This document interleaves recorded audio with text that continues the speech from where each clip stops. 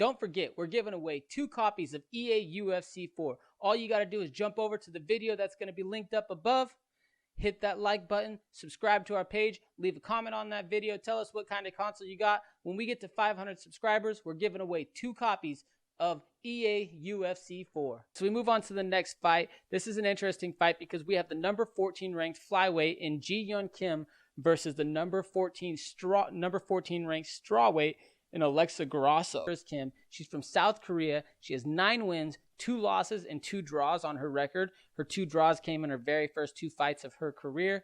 Since then, she rattled off 9-0 before joining with the UFC, where she's ultimately 3-2 at. She has a black belt in Wushu, a 3rd-degree black belt in Hapkido, and a purple belt in Brazilian Jiu-Jitsu. Most recently, she finished her last fight against Nadia Kassim with a beautiful hook to the body in round 2. She's the former Deep Jewels bantamweight champion, where she was able to defeat Takeo Hashi for the belt. Takeo Hashi was actually one of her draws in the beginning of her career, so she was able to avenge that draw and win by decision in that fight. Firefist got into martial arts in 8th grade after she'd seen a kickboxing film.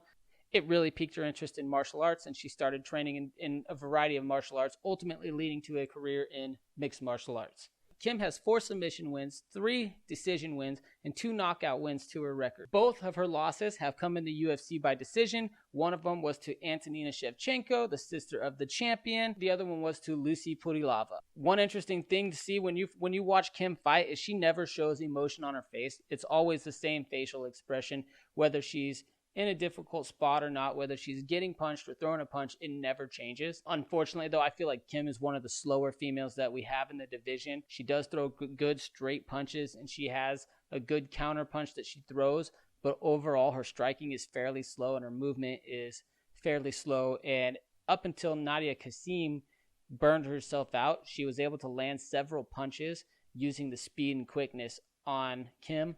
Kim ended up taking advantage of Nadia Kassim gassing out in her last fight and hit her with that body shot and put her down. So now she's fighting Alexa Grasso, who's moving up in weight. Alexa Grasso is from Mexico. She's 11-3 overall in MMA. She's 27 years old, 5 feet 5 inches tall with a 66-inch reach. And she considers herself a boxer with a purple belt in jiu-jitsu. She's 3-3 in the UFC, coming off of a decision loss to Carla Esparza. However, she did defeat Karolina Kowalkiewicz by decision, and Ronda Marcos by split decision, and Heather Clark by decision inside of the UFC. Prior to signing with the UFC, Alexa competed in Invicta, where she went 4-0. All 3 of her losses have come in the UFC. 2 of them were by decision. One was to Felice Herrig, and the other was to Carla Esparza, the former champion. She was, however, finished by Tatiana Suarez by submission. This is her first fight at 125 pounds, so we'll see how stepping up in weight works out for her. She does have solid straight hands, great boxing, and she should have the speed advantage in this fight. While she might be the smaller fighter, I think that she'll be able to outbox Kim in this fight.